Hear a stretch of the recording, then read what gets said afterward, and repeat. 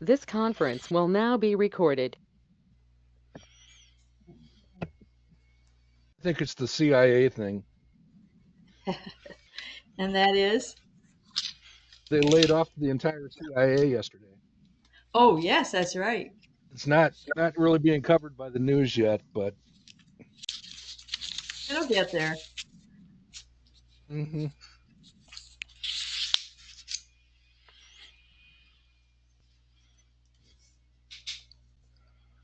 I'm just here to learn. This is Tony Arcuri. I'm just here to learn. Hey Tony, where you are you doing? from, and are you in a club, or are you I'm familiar not in with a better club. investing? Okay. I'm in Florida. I've been in touch with Phil Crocker. He's been very helpful. Uh, I live in Ormond Beach, Florida. I'm new at investing. My brother's been involved in it for quite some time, and he's helped me along the last 4 years. Fantastic. Well, our gracious host every week is out with the flu, so I guess we will just kind of freeform this. I see Bob Tesh has arrived. Bob, are you a member of one of those top finishing clubs from Texas in yesterday's Groundhog results? Well, Tag started out in the club I'm in, Big State Investment Club. Big State. Then he started his own family club, Cowtown. Huh? And he's in a Lone Star Club. So you've heard of people that if you want something done, go to somebody that's busy. He's that kind of guy. He's a remarkable fella. Well, Big State came in 14th, I think he said. Yeah, we Yeah. were the fourth on the list on the clubs. Is what I counted it. Nice. Yeah. I think you're in the top. You're in the top 10 this morning for this year's contest. Well, am I? Wow. You personally, yeah.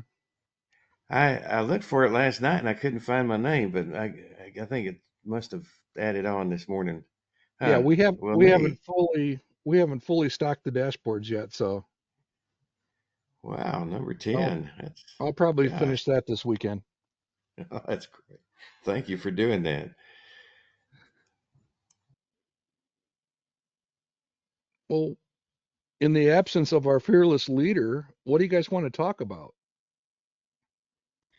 I want to know if I'm at the bottom. You are not at the bottom. I'll look real quick here. Well, I had to shut it off to try to do this. Hold on.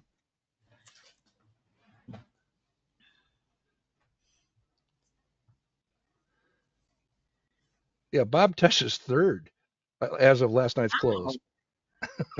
Good It's night. It's very early. Very early. Right. It is.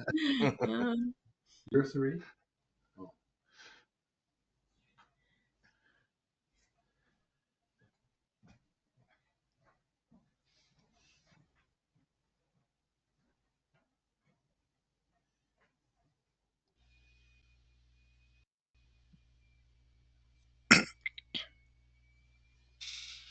Well, you're in the middle of the pack, Janet. 93rd. Hey, that's fine. You're only down $4,000 to start. Okay.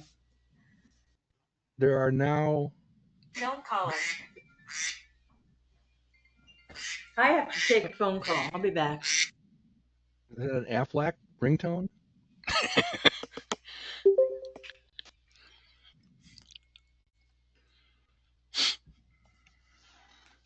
Good morning, Bob Hool.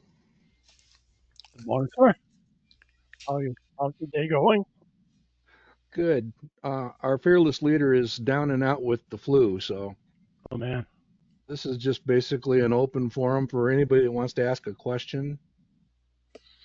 One of the questions I have on my mind is for those of you familiar with our Groundhog contest, we run a stock picking contest from Groundhog Day to Groundhog Day, and almost everybody picked Palantir this year.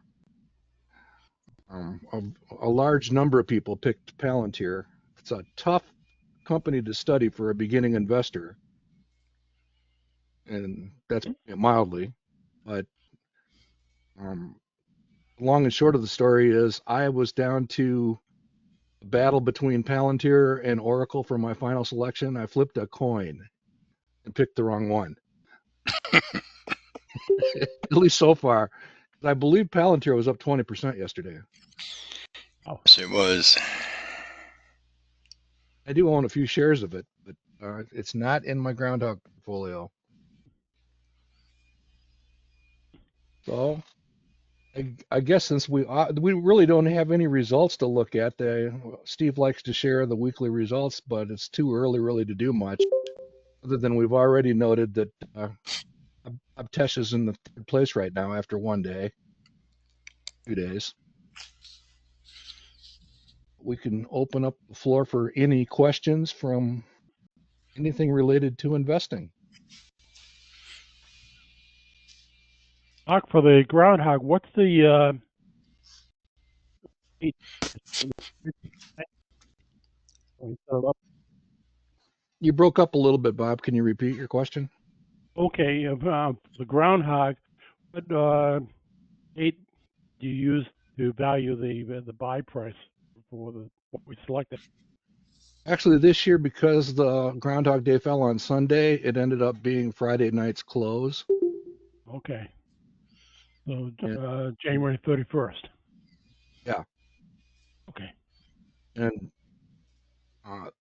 what we use is basically a data import from Y-charts for the price data.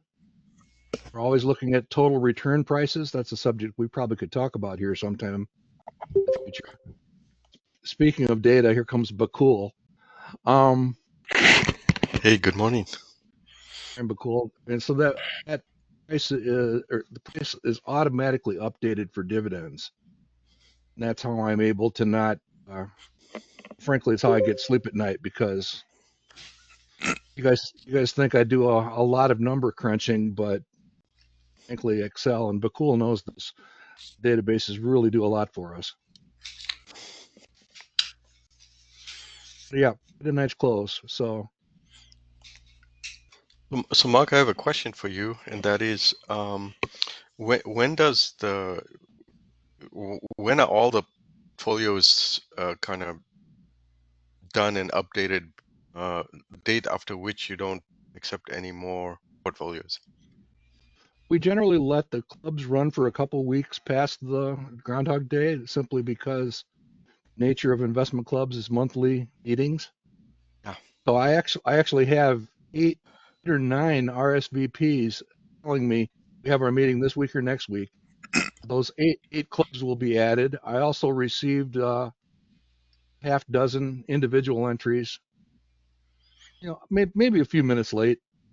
Okay. So I'll catch up on those this weekend, and then we'll basically close for any additional entry within a week or so.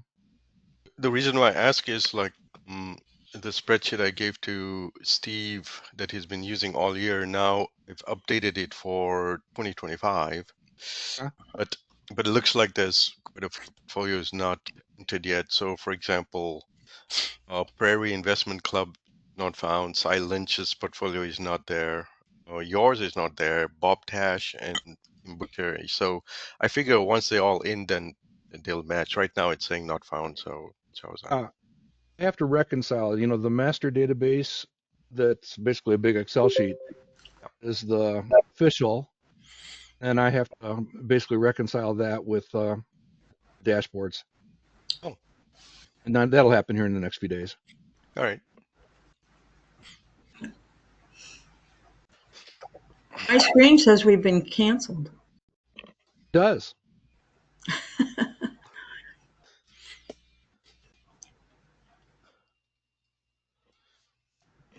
So it's a quiet group. Anything else going on of interest?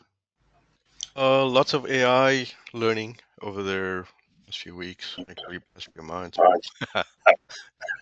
It's going crazy. Yeah, last Saturday morning, Janet was there. Thank you so much for checking in, Janet, Kim, and Well, I think you should tell him about it. a couple other things. But one of the things we did, Bakul, was Yeah. we did live demonstration of several AI demos that we're looking at. Yeah. Demonstrating, generating an earnings report and all that kind of stuff. I suspect we will do more sessions like that one, Janet.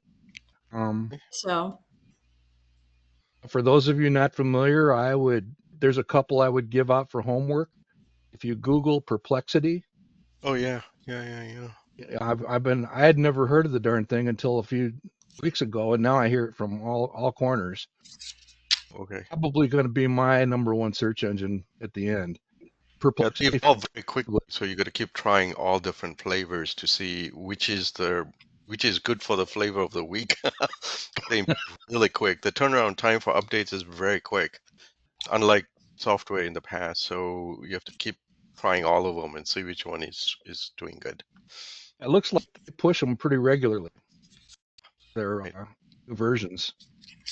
so cool. Do you have a favorite that you go to? It's not necessarily a favorite. It depends.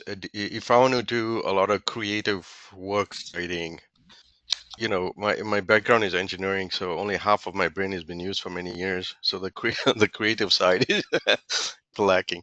So Same here.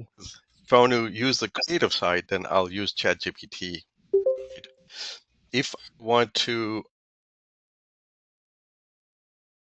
how would I put this? If I want to look at all the transcripts, earnings call transcripts, or look at the proxy statement and get the gist out of all those, then I would use something that Bob Hull uses as well, which is Notebook, called Notebook lm.google.com. Yeah, And we've been tinkering with that one also.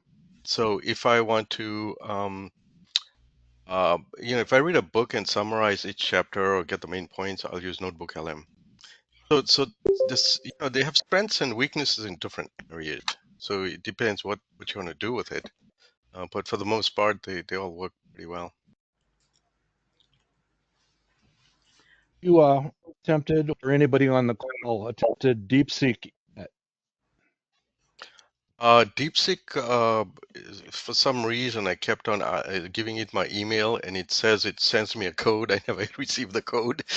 So a weekend ago, this past weekend, I had a guy from IT from my old place where I retired. He actually took the open source and installed it on a server, and it seems to be pretty good, pretty fast too. Mm-hmm. What's open source? Is that another one? No, open source software is software that's allowed freely to be used, so you can install it. So, for example, ChatGPT and how Copilot is using that under the hood, all that stuff is closed source. You can't take that software. First of all, it's not available, so you can install it yourself. Whereas DeepSeek is open source, which means the code is published and you can literally install that if you have like at least 64 gig of RAM on your machine and you have enough disk space, then you can actually install it on your machine. Hmm. Yeah. So much to learn so late in life. Oh, it's never too late. You can always learn. It's a feedback loop. I'm trying. And just, Investing is there's no end to it. There's no end game. So keep going. I would encourage everybody to listen to what Bakula said. Perplexity and this Notebook LM, which is a Google product. We demonstrated Notebook LM. I'm almost speechless. All I did was take the YouTube link from a bull session a couple Yeah, weeks ago. That's the only input I gave it. exactly. That's the Within point. 30 seconds, there was an executive summary. Yes. It just an amazing thing. Yeah. So, for example, PayPal came out with earnings yesterday. So the first thing I did was grab all the financial metrics from the proxy. That's step one. Step two, Mhm. I said, for all these financial metrics, go into the earnings call and pull all that stuff out for me, which it did. And then I said, is there any mention of AI, right? Because anything repetitive in a business, companies are beginning to supplement AI technology and then reorient their staffing for higher productivity stuff. Hopefully not layoffs. But then it seemed to work really well. I mean, the compression of time for me reading the entire transcript, again, looking at the proxy, and it takes time to kind of get all that. But now I can do it in like 10 minutes or less, which is pretty good. I keep that kind of stuff, and I kind of capture all the responses into a Word doc because I can always go back to it. The next, just before the next earnings call come out. A question: how do you actually get NotebookLM? Do you just go? Nothing to get. It's free. You do it from the browser, Laura. Just type in NotebookLM. Notebooklm.google.com. That's it. And you should have a Google account. If you recognize Google account, you're logged in, you are in. Okay. We should just demo it at some point. In fact, sorry to ask an ignorant question. Well, who's the organizer here? Who has the keys to the kingdom? You do. I do. Well, so what's happening to Steve? He's not available today? He's got the flu. Oh, sorry to hear that. What I thought I might do if the group is up for it, I could take the screen and demonstrate one of these. Yeah. I got to confess, I'm still getting used to new GoToMeeting. Okay. So the other thing, while Mark's trying to do that, the other thing I do every morning as a standard process is I take the I have a subscription to Wall Street Journal. I have an educator pricing, so otherwise I wouldn't buy it. But the subscription is $48 a year. So what I typically do is I download the entire PDF of the Wall Street Journal. I stick it into a notebook, LM, and then I create 4 things that it's already out of the box, which is a study guide, a briefing document, a timeline, and an FAQ. And I automatically create that. There's one spot where you click on it and it creates like a podcast kind of thing. Sometimes it's 20 minutes, sometimes 30 minutes. I generate that and then I split. I go to the gym at 6. By the time I get there, I can hear it as a podcast. So, and then I can look up all the study guide and FAQ and all that stuff. So that's my morning routine. Wow. Yeah. So I wonder if you could do that with Barron's magazine as well. Yeah, if you have a PDF, if you have a text as a transcript, if you have YouTube that's not behind a paywall, it takes different sources of input. Okay. I could, if Mark demonstrate Perplexity, I can demonstrate NotebookLM. If you could also get the Wall Street Journal on a lot of the library sites. I wonder if we can, you could do it from that. Am I successfully sharing my screen yet? Yes, I think we can see your screen. You see the cover slide from yesterday? Yep. Yes. Yes. Really small. I'll try to blow it up in a minute, and then you can also use that pop out to make to blow it up. But I'll increase the size of it too. I thought the pop out meant I was going to pop out of this meeting. That's what I did too. And like I said, I'm still getting used to. They've moved buttons around, and you can hide everyone on your hide all the cameras. You can say hide everyone, and this might actually, with everybody's cameras on and everything else, it might slow it down to an unmanageable rate.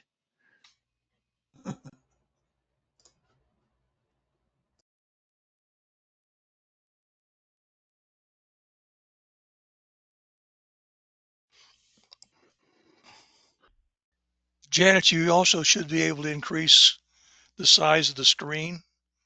On the side, there's a little control that allows you to increase or decrease the screen you're viewing.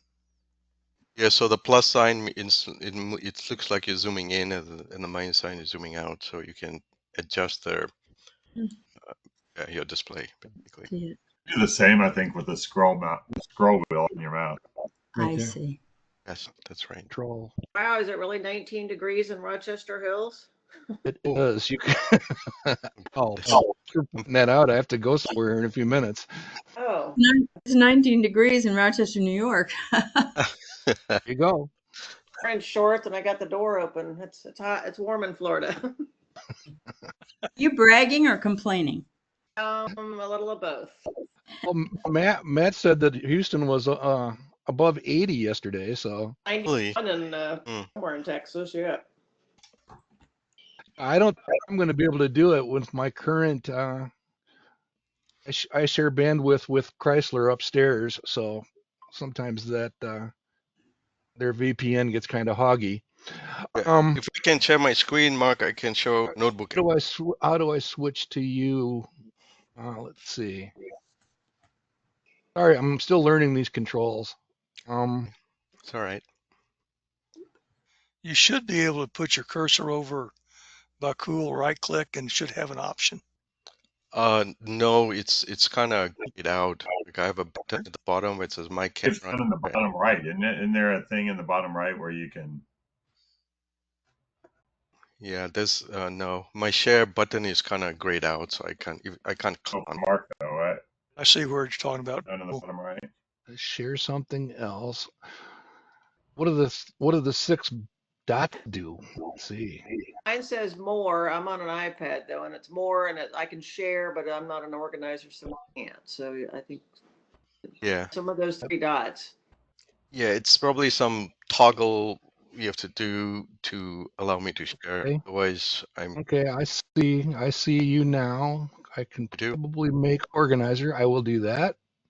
Okay, then hopefully, I think I found. organizer now. Perfect. Now, So you should be able to switch to your screen. Yes. Let's see if. I need to unshare mine first. I'll stop sharing mine. Okay, so you should be That'll- seeing my screen now. Do you guys see a tent? Yeah, we do. It is green tent. All right. So I live in the tent and I ignore everything in life. I don't watch Coneheads. I don't know anything. So here's Notebook LM. Do you guys see the screen? Oops, sorry. You guys see the screen? I do see it. I see your. Okay, so these are all different experiments I do. Like this is Wall Street Journal today. This is a book that I kind of summarized that I had read a long time ago. This is PayPal's earnings that came out yesterday, and all that kind of stuff. Okay, so I'm gonna just kind of get out of this so you can start from. So I say note. So you notice where I type in, it says notebooklm.google.com. Yeah, you guys see that? yes. You just run that through your browser. Run it through a browser. There's nothing to install. So you can create, this is the create function. So I like to see this thing like a list, and then I like to do it by, title. And so it's kind of organized properly. So I just want to show you, like, for example, the Wall Street Journal today, right? The whole idea is you add a source right here. I pretend to add the source. So, and if you scroll down, you see that it could take things from Google Drive. You could take slides. You could take websites. You could take YouTube. As long as these things are not behind a paywall, it's going to suck it in. If you have a transcript of sorts, which is just text, you can copy and paste it here. Yeah, what he's doing. And the cool will actually generate a transcript. Also. Yes, it does, because that's the ad in right there. Okay. Yeah, but other people talking, so I'll wait because I don't know what's going on. We good so far? You're about to rock their world, so go ahead.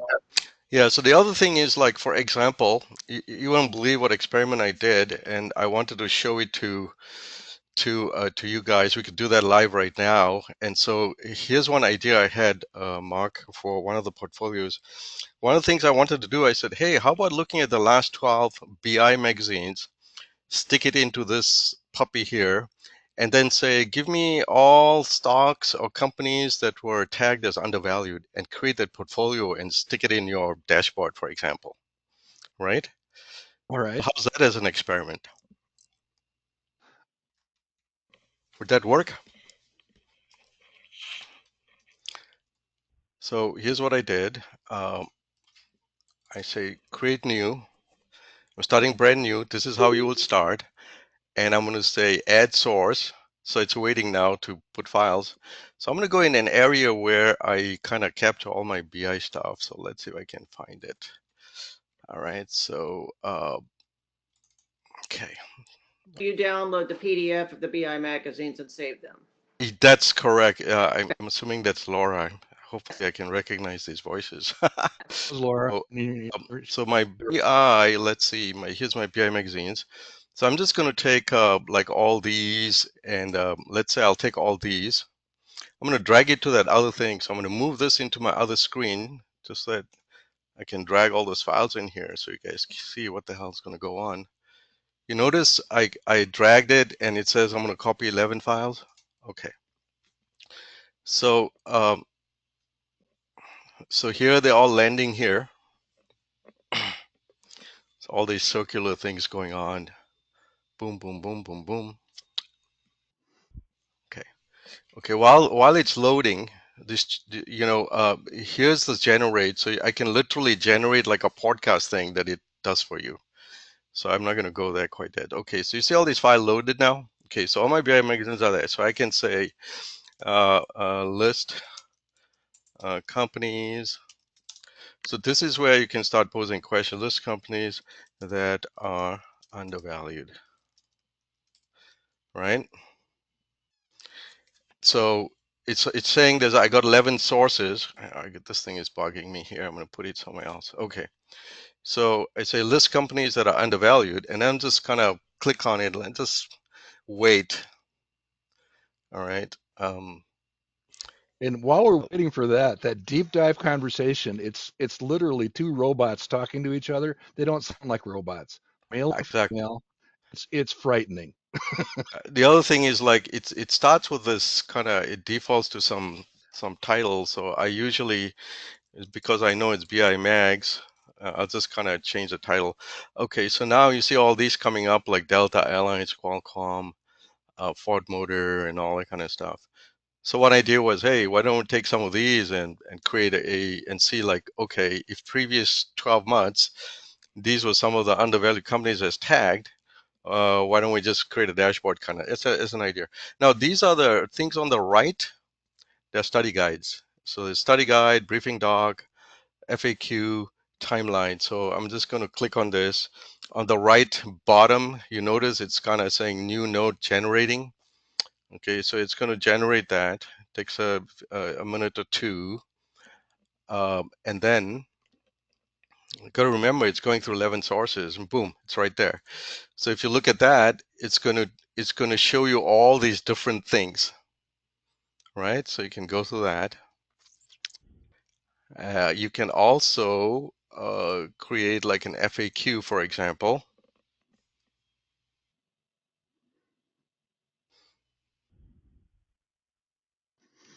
They should have picked General Motors instead of Ford. Yeah. So here's the FAQs, right? And so forth. So you can pose all these different kinds of questions.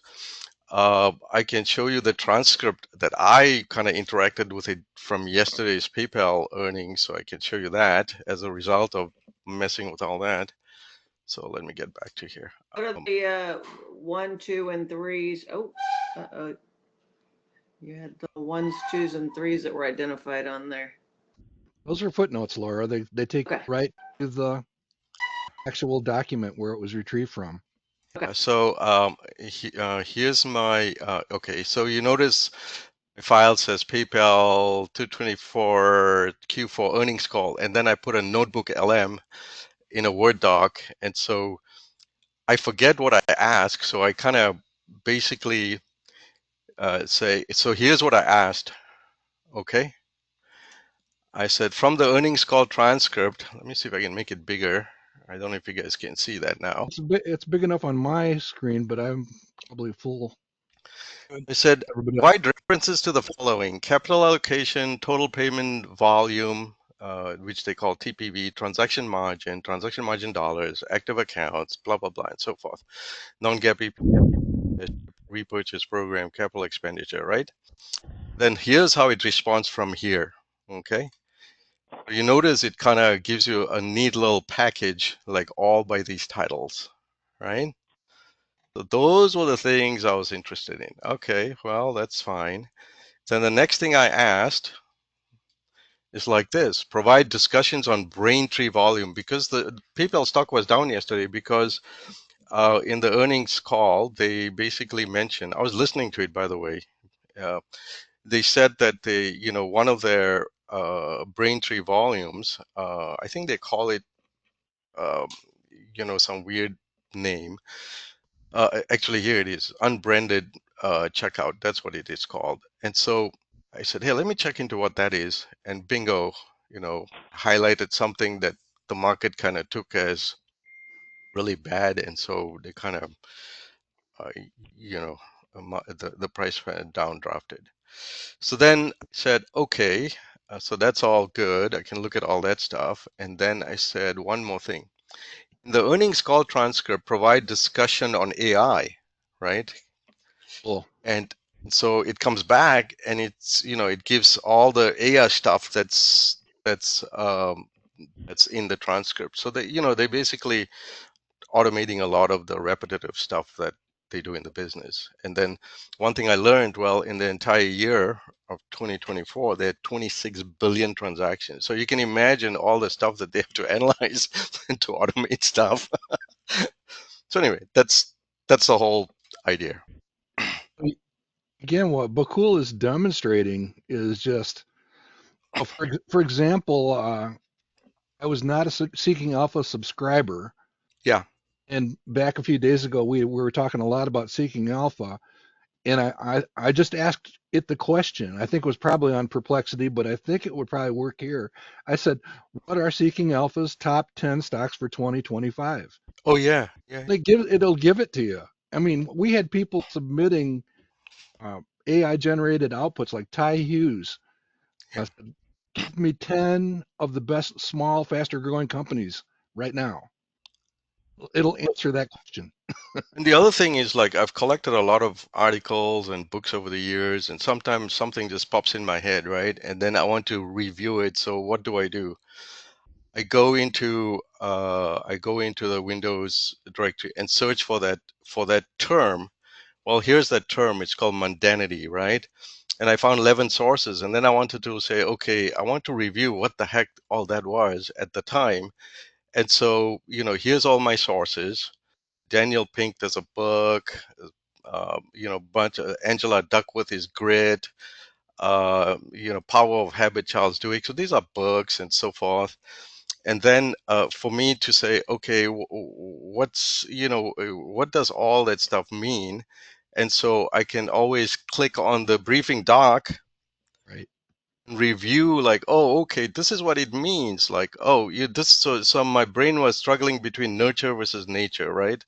Something inherent in your brain that you are endowed versus something you can practice and do that kind of stuff. So, people talk about 10,000 hours and all that kind of stuff. So I said, okay, so what does it come back with?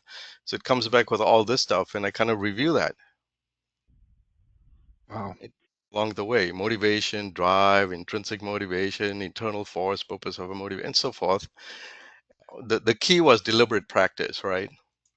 And that's what investing is also. You start at the base set of the baseline, but every time you don't know something, you're in an uncomfortable zone and you have to get over that. And so you have to practice to figure out, hey, what do I have to figure out? Or do I know someone who can help me with that? So, that's what the whole idea was. And then I kind of went through all this stuff and I said, okay, I got it. Hey, cool. Hey, could we do a quick demonstration? Can you switch to Perplexity Oh, yeah, sure. and I would just like to ask a question. Somebody asked me a question to how should we think about agentic AI? Agentic. Okay, how should Just we curious think what will about? show up. Agentic. How should we think about? No, it's got something to do with quantum computing, but that's all I know so far. How should we think about agentic AI? That's it? Yeah. So just see what it answers. Okay.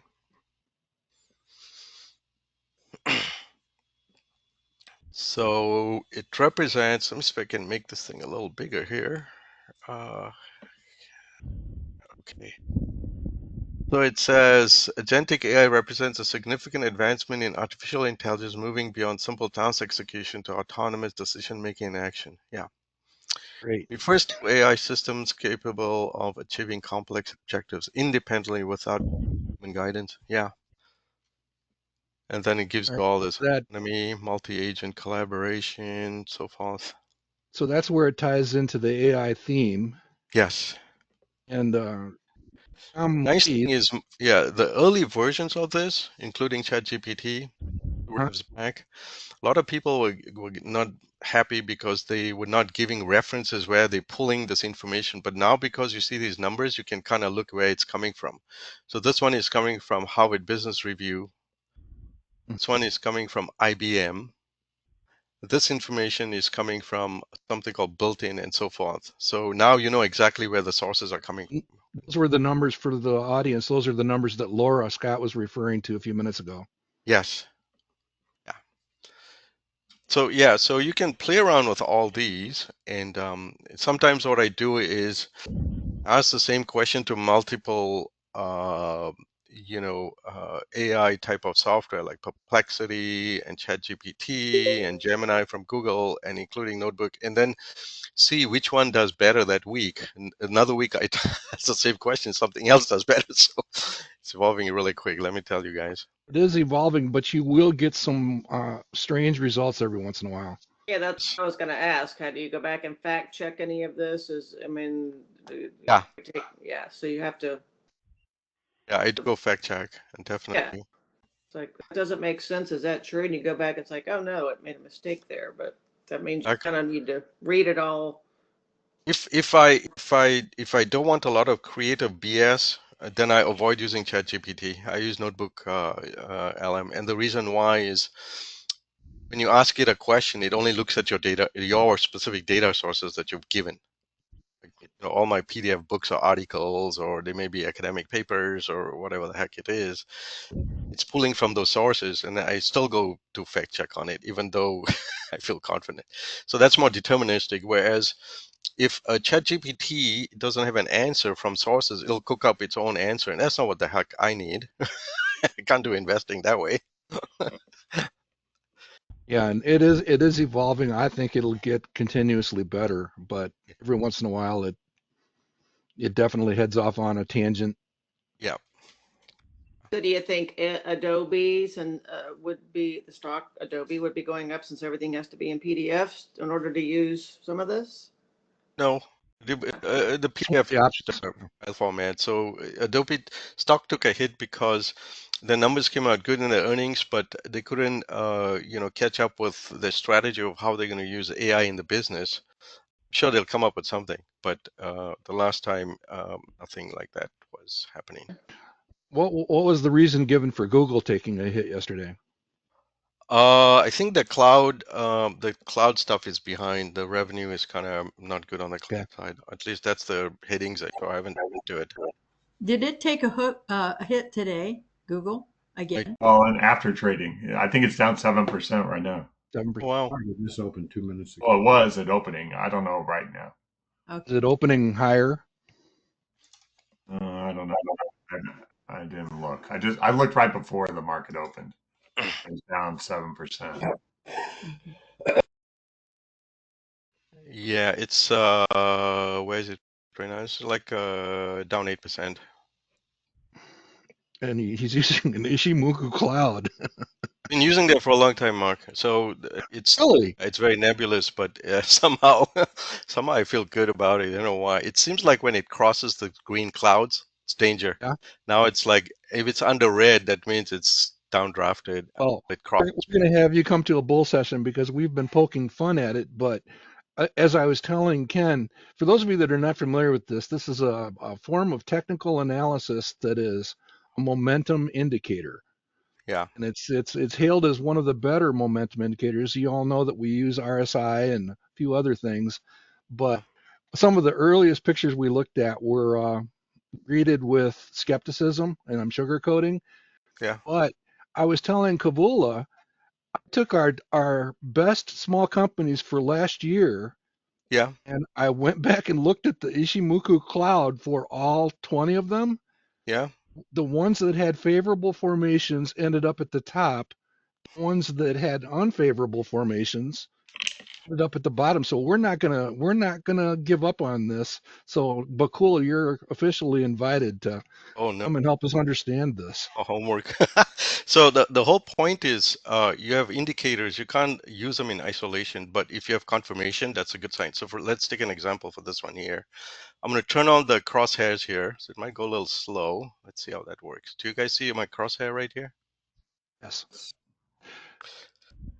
So We apologize to the audience. I mean, this is not traditional better investing, but as we have pointed out here recently at the bull sessions and this year's groundhog, we're paying a lot of attention to momentum, trying to understand so it better. And how do you infuse momentum into your stock considerations? let me tell you how I do that. So, and it's not Go ahead. method. So I turn off the crosshair first because I want to individually discuss these down things.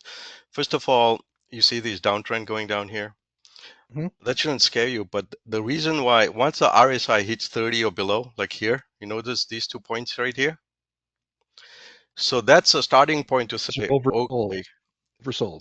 is this going to turn or what I'm going to do? So here's the other thing called percent B, and there's a zero line here. You see the zero line here? It also touches the zero line. And then this is the cash flow.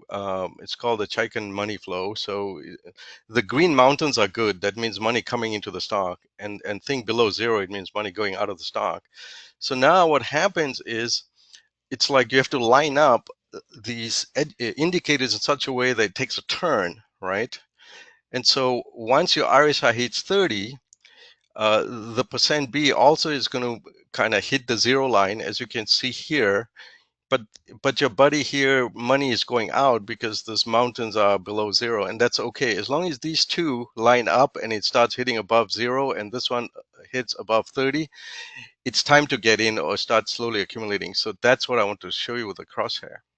Okay. So here it is below 30. You notice the bottom one, the percent B, the next one. It's also right here. Once it hits above zero, it's telling you you can slowly move into the stock, and that's what's happening right here. It's you kind of move in and then it starts taking off. Now suppose you kind of held it for a while and it takes a hit here because of earnings, you still got a good profit position.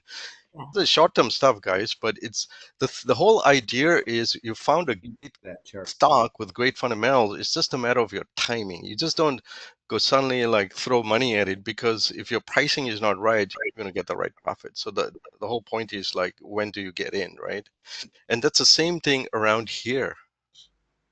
See, So let me just point out, I want to put this in a little more context. When we presented this a few weeks ago, we talked about Ralph Acampora at the National Convention last year. Yep. And his advice to us was, you guys are great at what you do. You find excellent companies, you find them at decent prices, and keep doing that stuff. That's all great. But one thing I'd like you all to promise me is that you make sure that the stock price is headed in the right direction. That's correct. So the other thing is, I don't know if you remember, we used to have in the old days, old days, I don't know when, the CompuServe days when we had the computer group guys that they used to be, and we had sysops on CompuServe on AOL. If you remember those days? Very well. So in those days, Saul Seinberg, the two Nancys, Nancy Isaacs, Nancy Craze, and a bunch of other guys, Dan Haas, and there's a lot of other people in those days. We studied a book that had to do with point and figure charts. Yep. And when I started looking at point and figure charts, I started getting into this as well, and I found that if you once your fundamentals are straightened out and you know exactly that, okay, this is a company I'm going to get into sooner or later, now you just have to wait for the pricing, and this kind of stuff will help you. So for example, look at Google, right? With then figure charts, it goes like this. You'll see this chart looks like this, and what you have to do is you have to tailor it slightly, and I'm just going to give it a default kind of stuff so you can see how this thing looks. So you notice today it's showing these red O's, right? So these kind of charts are different in a sense that each vertical kind of information will either show only X's or it'll show only O's. O's tell you there's more sellers than buyers, and X's tell you there's more buyers than sellers. So if there's more buyers than sellers, then the price is going to go up, like you see these. I want that momentum. Right?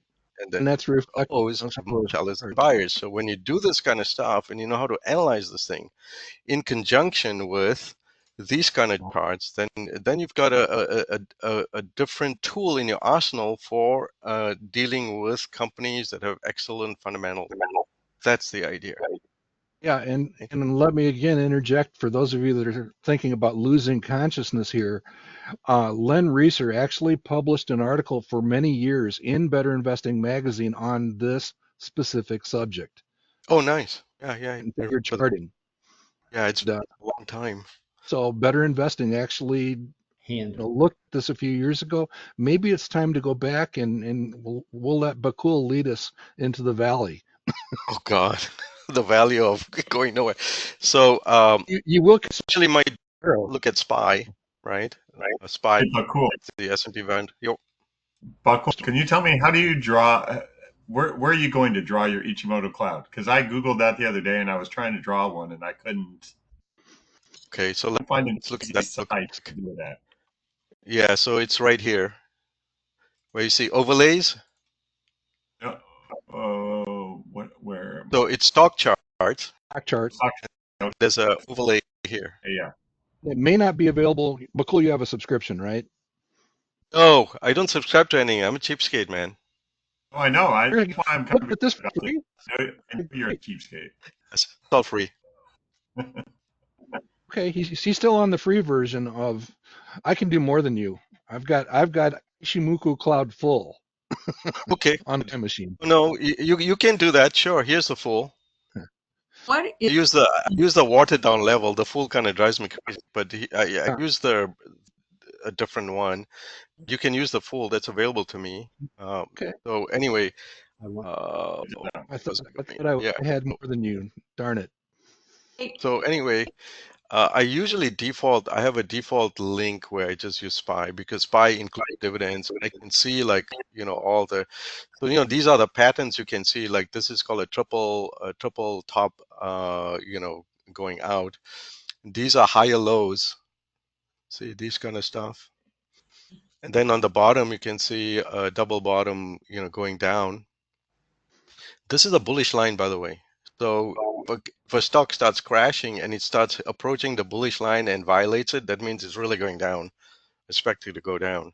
So look at this. It's a massive bullish line since when for a long time. What does Palantir look like on this chart? Oh, what's one? Palantir? Can you push Palantir? You're breaking up there. What was the ticker? Palantir. PLTR. Oh, PLTR. Sorry. Okay. Let's see. I assume it's off to 105. Now, what you can do is you don't do like the settings I have. It'll drive me nuts. Just use the default because then you can see it a little different. So it kind of took off. You notice like it was like around 80 and just kind of took off, and it's kind of down drafting a little bit today. But yeah, it's taken off. And you can also look at percentage basis. I don't know why they call it percentile, but it's really percentage. And so if you literally count these things, 1, 2, 3, 4, 5, 6, it's down today. Not today, but from this reading, from 105 to today, it's down drafted basically.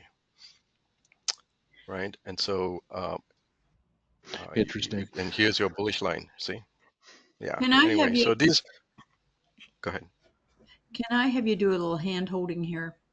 So I don't have stock charts. I do, right here. Jim has it, and it just comes up. It says big charts on the top. It doesn't show the charts.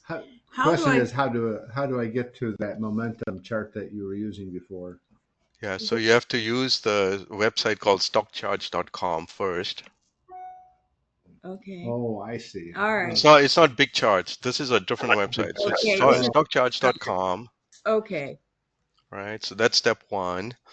And then, okay, maybe I should do that and just kind of get out of this. So start a little bit slightly different. So you go like this, say stockcharts.com. You notice what I'm typing there? It says Yes. stockcharts.com. Yes. Okay, so that's the whole, and you'll see something like this and say, what do I do now, right? So don't be afraid. So the default is these are all the different things you can do. And the sharp chart default is, suppose I use Palantir, that's fine. This is the source of the charts you see often at Manifest Investing, by the way. Oh, Oh yeah, thanks.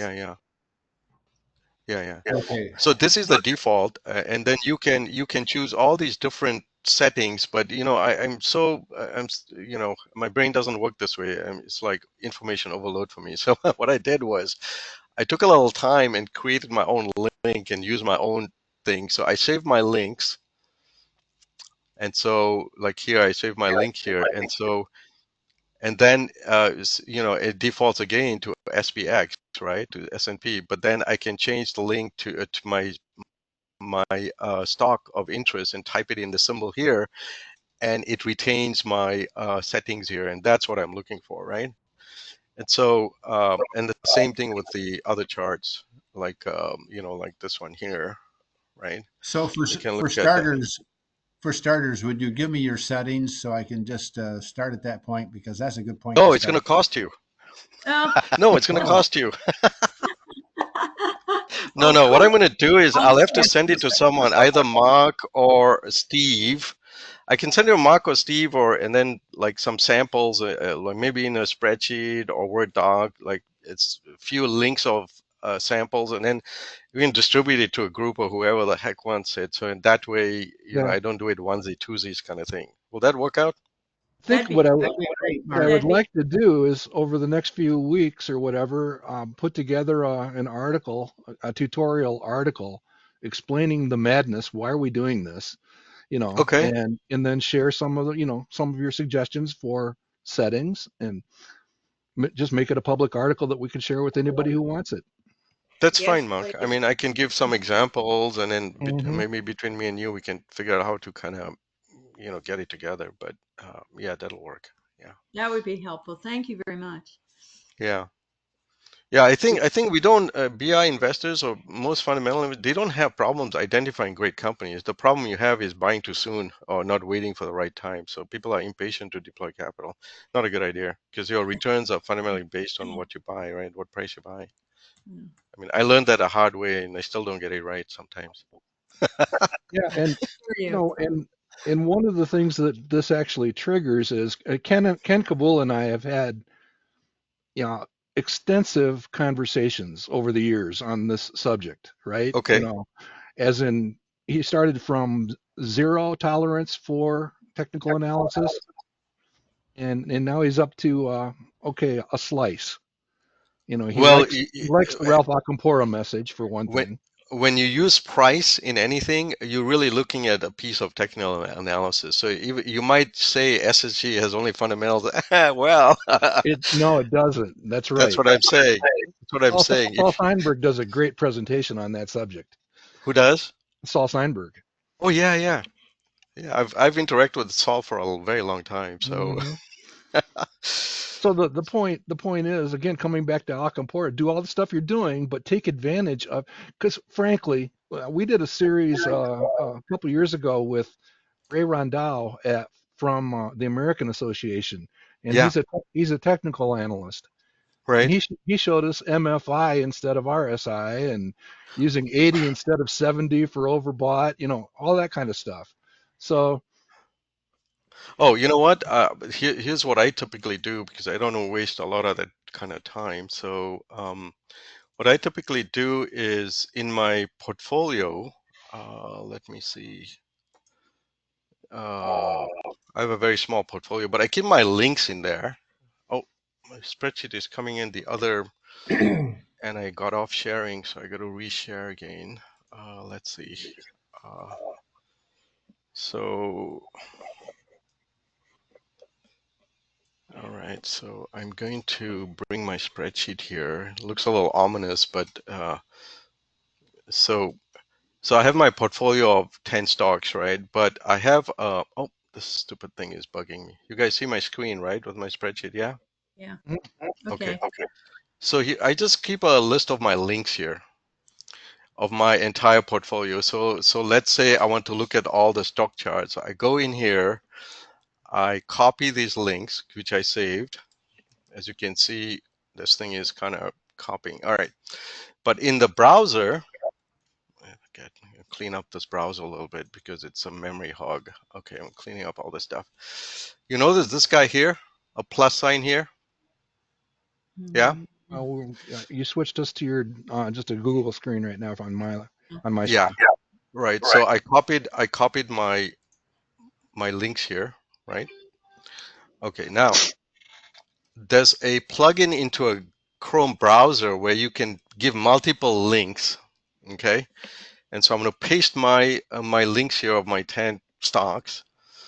You notice here it says do not load tabs until I select it, because this thing could bombard the server on the other end, and if the other end the server is smart and they got software and they're saying, oh, you are hacking their system, they're going to cut you off. So I open these, and you notice it opens all these guys right in one shot. Okay, no problem. So then when I click it, only then it will load. So it's ready to be loaded. So I just click it. There's one of my companies. So it kind of goes boom, boom, boom, boom, boom. Here's my next company, right? Here's my next company. That one is doozy. That's a mistake. All right. This is my next company, and so on. So I can keep going and look at all these one by one, maybe a weekend or something, and see how they've done during the week and so forth. And so I don't have to keep, doing cut and paste of links one at a time. Interesting. Right? So, but cool. Is it do the Ichimoku Clouds, are they predicting like 2 months ahead or 1 month ahead? There's some prediction mechanism for, like, if you look at this, you see it stops right here. Right. Yeah, but it So the keeps going, part right? that The they, cloud is yeah, that's the prediction part, believe it or not. So it's telling you that this thing is ready to go up a little bit, but don't know. I don't kind of validate and do all I that was kind of curious, stuff. I just, how does that actually work out? Do you actually pay attention to that? no, I don't pay attention to that at all. Just curious. Yeah. Well, So, that's what I I was mean, talking about with I our do, bet small companies. I'm sorry. When I went through yes. our bet small companies, that's what I was looking at, and I'm like, whoa. Yeah, it's kind of, it's kind of interesting. I mean, there's a lot to absorb. And then here's my other like thing, when I used to learn about this kind of stuff with Saul Steinberg many years ago when we read about. So in those days, what we used to do is we used to take a book and on CompuServe, the people used to be assigned one chapter per book, and they used to summarize it, and we used to meet each week. So that's how we got onto all these kind of things, and it seemed to have been okay, right? So here are my charts, the way I look at them. Reds means O's, and X's means, blacks, and so forth. So now this is a pattern. You notice this is like a parabola pattern, all right, and so forth. And you can keep going ad infinitum until the cows come home. Now look at this one here. So this one is very interesting because this company got out of the Dow index, but it was telling you well ahead of time it's forming a kind of a quadruple bottom kind of downslide. So if you know how to read these charts, then it really helps. Just like on the upswing here, this is called a triple. This is called a triple top, but it's at an angle as opposed to like some flat something like this, right? So that's a strong signal on the upswing, but this is a bad signal on the downswing, right? So anyway, stuff like that. So you have to kind of learn these patterns. And so the reason why I show these kind of slides is you see these are bullish lines, right? So here's your violation coming, and then now you got bearish line. So when it goes above the bearish line, hopefully it keeps going up, but this one it didn't, it failed, so forth. Interesting way to read these charts, but you pretty much get hang of it after a while.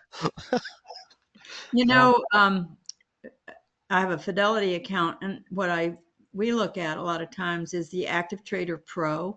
Has anybody ever dealt with that or messed around with it at all? No. Yeah, it's pretty powerful, and you can make your own charts and track certain things. Yeah. And oftentimes we look at those. Jim has said And some help us. I think what is fascinating, a title like active trader kind of scares me a bit, Oh, but yeah. in our context, what you can be looking at is find the fundamentally sound opportunities and then use this as entry or exit advice. Right. Or, Yes. and that's kind of the way I've been using it for a while now, trying to figure out, you just had Dow on the screen. Dow looks pretty good on a stock selection guide right now. It does not look good on the point and figure. Yes. There's a couple of things they did. One is, first of all, the materials industry and sector is not in favor. They've had problems, so it's kind of down. The whole industry is downdrafted. Number one. Number two, they made an announcement where they're going to. I think they're going to reduce their staffing by 1,500 people, and they're going to divest some of the companies or Right. some portions of the company that's not meeting up to the standards of making profitable growth. So to unwind that, it's going to take about a year or two. So in the meantime, you can start the position accumulate kind of thing. And if you really look at Dow, it's got a very good dividend, right? In Yes, terms of, if you look at a dividend yield, I don't know if you guys look at dividend yields on I Morningstar, do. but okay, so I look at dividend yields also, but it also has buyback yield. And so if you look at that in conjunction, it gives you an idea. But you got to remember the fact Future that subject. they pay dividends for so many years doesn't mean that it's going to continue. Like if you look at Walgreens, they just stopped the dividends and the thing crashed, right? So And then it's time to get out. yeah, so um, yeah, so if you look at the dividend for Dow, it's showing at 7% right now. Yeah. So that tells you the price has gone down, but it's got a buyback yield also 1.21. So if you look at return of capital to shareholders, it's 8.47. It's not bad. It's better than a 10% yield, like on a treasury, man, a 10-year yield on treasury. So guess what? Uh, I don't know, you know. Well, you keep talking about dividends, you're going to make Steve feel better. Oh no, I'm not a dividend guy. I look at total return. So I don't Well, care if it pays dividend or not. I look at total return, which is a combination of dividends and buybacks, right? absolutely. Along with price upswing. So All right. Well, we're coming up on an hour. I want to hear what Steve says after he listens to this session on his recording. oh, And okay. I'll just tell him I didn't do it. just, It was my digital twin that was in this particular session, and I don't even know who that was. So the guy in the tent, guy in the misbehaving. tent, he lives in the tent. He doesn't care about anybody else. He doesn't deal with coneheads on TV. All right. Well, thanks everybody for showing up this morning, and we Oh, will cool. continue Thank some of you. these. Sure. So cool. All Thank you right. for a very good presentation. Okay. Yeah, Thanks thanks. a lot. All right, have a good one. Talk to you guys next week. Bye, everybody. Bye. Bye.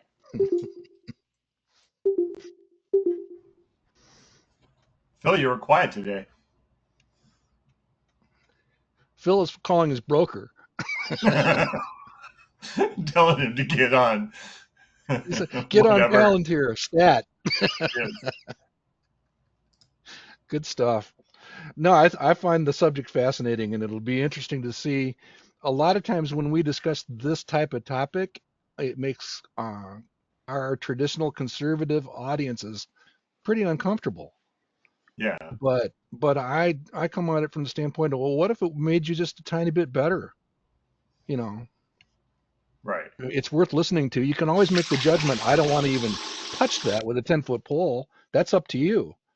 But understanding it and then deciding is what better investing is all about. So That is cool. correct. All I right. No, agree. these Wednesday things are good because everybody can interact and it's a good thing. We can do all All right. sorts of weird things here. You guys take care. Let's hope Steve feels You better too. soon. Thanks for doing that, Mark. Bet. Hey, Mark, how do I get a recording of this? I don't think he distributes the recordings yet. He just keeps them for archive purposes. If But you, you Jerry, can if you, write. Go ahead, Dave. you can just, if you send Steve a note, he'll send it to you. Okay. All right. Thanks. See you.